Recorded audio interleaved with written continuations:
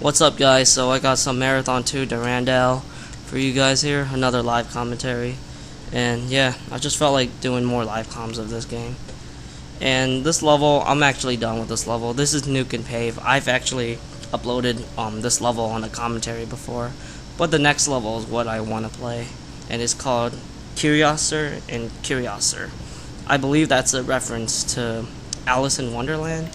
So yeah, pretty interesting, level name. This level, from my experience, a lot of people consider it to be like one of the harder levels on the earlier levels for Marathon 2, but I personally think it's not too bad once you really figure out what to do. Only like this very first part is like the hard part of this level. Everything else is pretty easy. I'm gonna actually be pretty quiet here because this is where it gets really intense. And this is a very cool strategy if things go my way. So let's go. So I'm just gonna wait. Yep. I got shot a bit, but oh well. Generally, you want to try to save as much purple health as you can.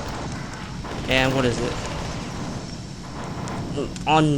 it? On standard def, it looks like it's pink, but it's actually purple on in reality, basically. Oh wow, this is going really good. Now you just gotta kill these guys. The assault rifle in Marathon 2 is a very, very deadly weapon. It's probably like the best assault rifle ever in any video game I've ever played. And this guy, pretty easy. He's just trying to like sneak up on you before you could heal yourself. And that's really like the only hard part of this level. You're pretty much, done with all like the difficult parts, and pretty much everything else is really laid back. Alright, so this level, it's really memorable.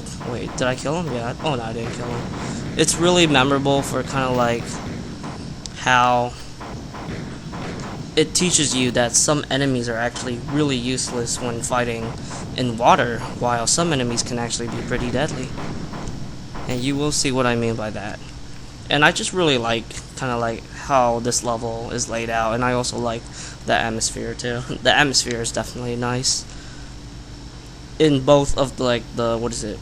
Wait, I'm just checking like my quality here. It's good. So in both the classic graphics and new graphics, they definitely look great. I'm actually using the new graphics here. From my experience, I know some people didn't really like the new graphics, mainly because they kind of made the...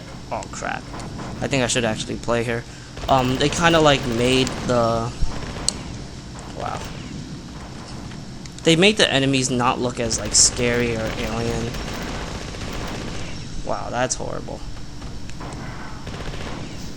Man, I gotta like find like the best settings I can when it comes to live commentating Marathon, because Marathon, it's kind of like random, and it's just like a bit hyper focused too. It's one of these games where I can't really like sit back and just like talk and play like in some other games. It's just that this game just really wants you to focus.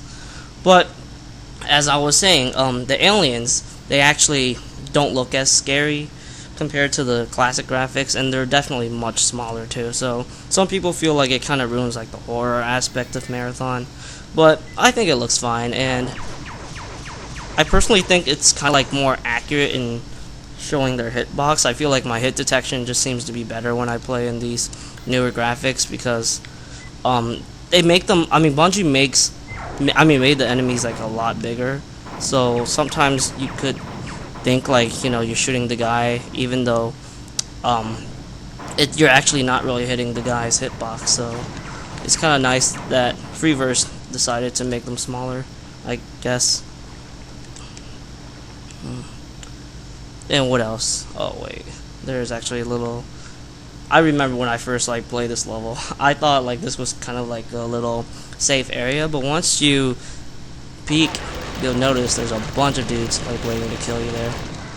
Yeah, that was like one of my very embarrassing deaths. And if you go forward, there's actually way more dudes up there, so you actually want to go here and wake them all up here. basically they're gonna just come down here and try to kill you. Really easy when you use the assault rifle. Like I said, the assault rifle is just amazing. It's a god gun in Marathon. Oh crap, that was horrible.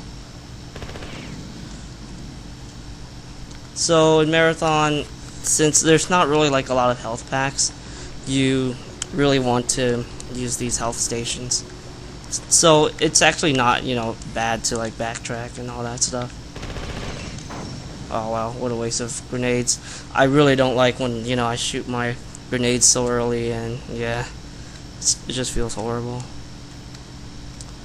So this level, basically you're supposed to like destroy a couple of things. I forgot what they're called, but that's all you're really doing, and I already know what to do, so I don't have to like read the terminals. And this level, from my experience, I got lost on this one pretty badly when I first played Marathon 2. This one was just quite a headache, mainly because I destroyed like all the things that the little like terminal things or whatever they're called, but I just didn't know like where you were supposed to go, and I'll eventually tell you why I got so lost here. Just want to get close to the mic. So this part, like I said, just use your assault rifle. Yeah, like I don't know why some you know Marathon players thought this level was tough. It's really, you know, straightforward. As long as you use the assault rifle, you're really good to go. And okay, so now I'm actually gonna go show you the objectives that you need to do in this map. Sorry, I'm just trying to scratch myself, getting itchy for whatever reason. Oh, I didn't. Oh crap! I forgot to kill him. So in Marathon, not Marathon. In this port, they actually made the UI more similar to Halo, to kind of like make it better for widescreen support. Wait, is there someone attacking me? It's to make it better for widescreen support. And I actually thought that was a really good idea, because if you played like the original Mac version or PC version, the HUD, it definitely covers up like a lot of the screen, and it just wouldn't really look that great. And this is the thing that you need to destroy. You gotta destroy like a couple of them. I forgot how many you have to destroy, but it's pretty simple. Alright.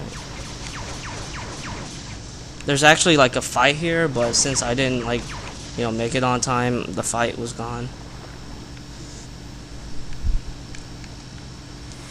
This level, it's not really like my favorite, but it is like a fun one, to be honest. I definitely enjoy it. And what else? Oh yeah, I gotta go heal no, not heal myself right now. I gotta go kill this. So here it is. This guy can't actually shoot you because he's, you know, underwater, but some enemies like these guys here, they can. I don't know why I'm switching guns here. Just use the assault rifle. Like I said, you know, since Marathon's AR is so strong, just use it like an assault rifle when you're in like a very bad situation. Most of the time, it should pretty much help you get away from that. The dual wielding pistols are pretty fun. They're actually a lot better. Oh crap! They're a lot better in they're a lot better than the dual wielding pistols in Marathon 1, where they actually couldn't really stun people that well, and they just didn't really sound that great, nor were they strong. So it's nice that in Marathon 2 they really amped it up. Okay, so now I'm gonna show you the outside area of this map.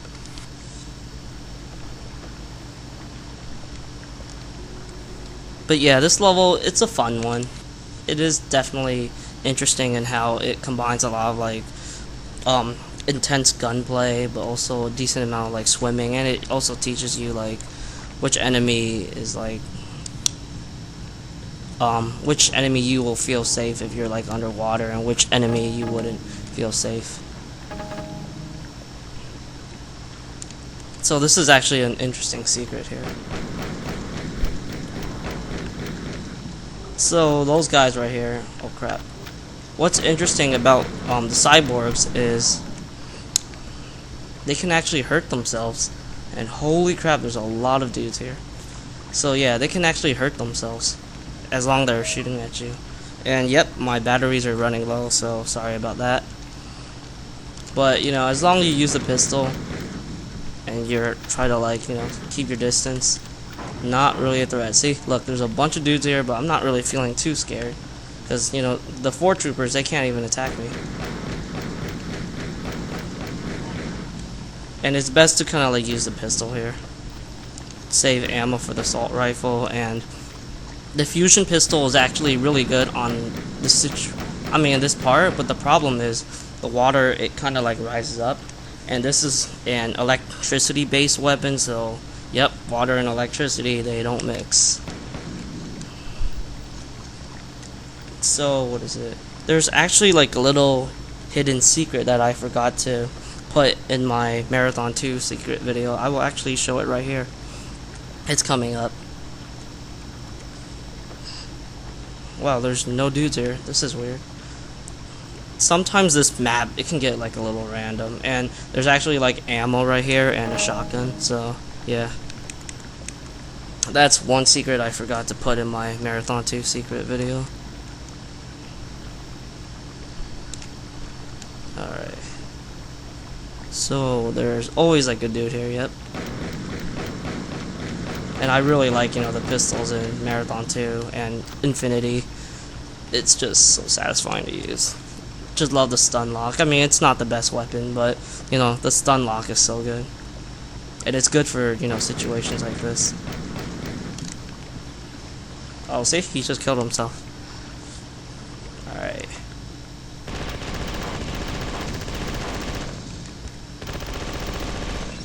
But, you know, the dual wielding pistols, it's nothing compared to the assault rifle. The best weapon in Marathon is by far the dual wielding shotguns. I actually don't really want to use them, mainly because they're pretty pointless on this level. You know, it's not really a tough level, so no need for using them. And it's best to really conserve it for like the mid stage of Marathon 2, because that's where the game really gets tough.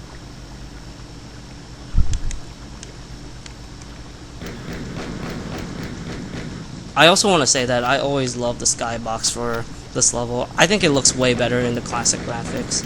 Unfortunately, you can't like switch it on the fly like in Halo Anniversary, but it's still, you know, really nice in the new graphics. Yeah, it just has this really cool sci-fi feel to it. And I think that's all for the dudes out here, so I'm gonna go back. Here's an interesting fact. On the PC version or Mac version, this health charger actually freaking, you know, works, but on the Xbox 360 version, for whatever reason, it doesn't work. It's really annoying because when I first, you know, played Marathon 2, I thought like if there's a health station that's like, you know, covered with liquid, it means that it didn't work, but apparently it would still work. And that really caused a lot of frustration in like the mid-level, because there was like a save station and it was like under the liquid, so I thought like the save station didn't work. And my god, this level was such a troll, because it wasn't hard, but I just kind of didn't really know what to do. And I tried to like, you know, avoid like looking up walkthroughs and stuff unless like I really have to. But my god, I had to like, you know, put so much time just to beat this level, mainly because I kept getting lost. And another thing about this level around halfway is that if you actually get lost, you can actually die, and you have to like redo almost like 10 to 20 minutes of gameplay. So yeah, I died a couple of times, and it just wasted like an hour of, you know, attempts, when I really feel like I could have saved so much time if I knew that, you know, the save station would actually work under the liquids. But yeah, because of, you know, because of that stupid bug, it kind of like taught me how to play the game, you know, wrong.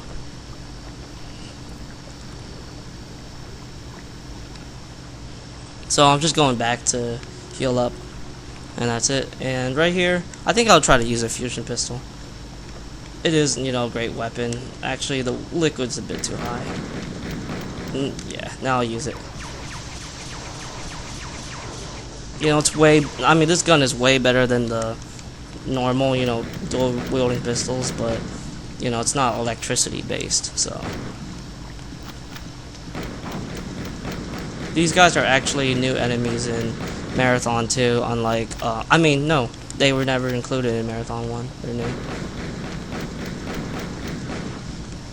They're pretty interesting to fight. I believe they're called cyborgs. So I'm just going here to clean up some dudes here.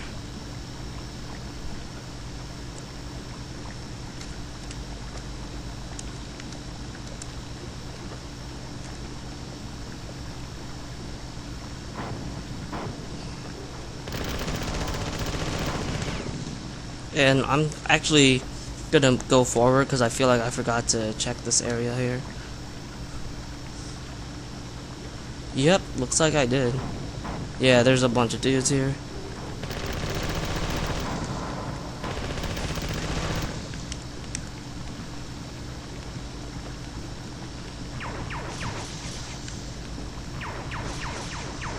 So the liquid, I think I did tell you guys about this. It does slightly rises and kind of lower it at the same time. So you gotta be very careful when you use the fusion pistol. You can totally hurt yourself. And I believe this is pretty much it for this map. Now I'm going to show you the part where I really got lost here. And I actually beat this level without like using a walkthrough, so yeah. But the level that I remember I had to use a walkthrough was, I forgot, I think it's like 10,000 under feet, something like that. It's that one level with like the lava. I hated that level. It's not a fun level. Even to this day where I know what I'm doing, it's just not that fun to play it. So yeah, this is it right here.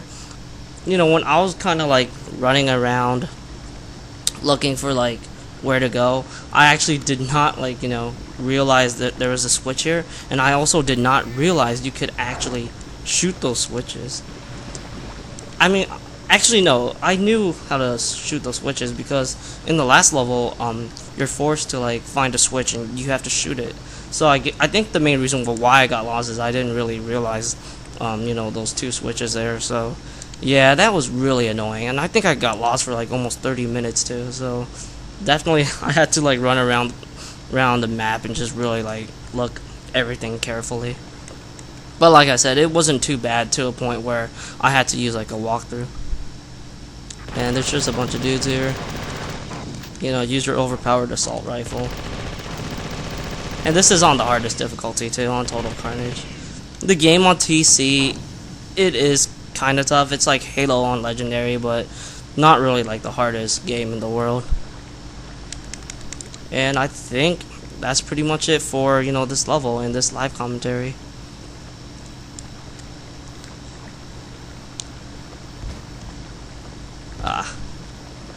This gun is just kind of like weird in how it behaves, but I really do enjoy the 360 port a lot, and maybe someday like I could try to find someone to co-op with, even though the co-op is definitely more like the original where you can't save, and basically you have to like play the co-op in like one long session. Luckily, if you have someone who really knows the game like myself, it actually won't take that long because I could find strategies where we can literally like just blaze through the game. But it's just kind of lame that Freeverse didn't really like update the game, because they actually did update this port by basically in every Marathon game that Bungie made, when you die on a new level you have to like go back to the last save. So if you start off a new level and you didn't save, there wasn't a save station, you pretty much have to go back to that last level and just pretty much do whatever objective you had to do again to get to the next level. So Freeverse, they decided to kind of added an autosave for every level that you started, and it's really nice. Like I think that's great for new players, and they won't have to get frustrated. And it's also great for like people that want to experiment with the game, because I don't like how there's only 7 save slots. I understand why there's 7 save slots. You know, it's a reference to Bungie's number, but I really want like at least 10 or 12, so you know, I could try to like experiment with the game, or maybe conveniently go to a level without like, you know, grinding through this level or that level. But you know, that's just a couple of like things I don't really like this. I mean, I don't like about this port. So this level, I'm actually gonna stop here. This is actually one of my favorite levels. It's called Eat It Vid Boy. Really awesome name too. And this one has probably one of my favorite secrets. But I think my favorite secret is probably I forgot what was level 24 called. It's the one where if there's like a little hidden wall, and basically you go into the little hidden wall, there's actually a bunch of ammo and weapon like underwater. It was just really, really cool. And that's like, you know, super memorable, because I don't really know like what FPS game have that type of secret. But yeah, you know, I really do enjoy the 360 version of Marathon 2. It's definitely a great port. Matter of fact, I think in my last Marathon video I said it felt more kind of like a gift to the fans, because it's actually made by, you know, hardcore Marathon fans. So there's definitely a lot of like things they did to kind of like cater to the Marathon fans and all of that stuff. I kind of wish you know, I could get people playing deathmatch, because I actually did play deathmatch with my friends, but I didn't really like give it a chance, unfortunately. I kind of want to like, you know, try out some of these maps and maybe play like a 4-man free for all, because 1 versus 1 in Marathon 2, it's just not that fun, and Marathon just doesn't really feel like it's designed for, you know, 1 versus 1. So hopefully someday I could try to like, you know, get some people playing Marathon 2 on Xbox deathmatch, because on the PC version everyone plays Infinity, mainly because there's like mod tools and all that stuff, and it has like the most maps, the most content, and all of that jazz. So nobody ever plays like plays Marathon 1 or 2. Unfortunately, I prefer, you know, play Marathon 2 because it's my favorite game, at least in like, you know, the Marathon series. But that is all for my live commentary. Hope you guys enjoyed this live com. My next one will be Doom, and I'm not really sure what I'm going to talk about for Doom, but we're going to have to see once, you know, I make the video.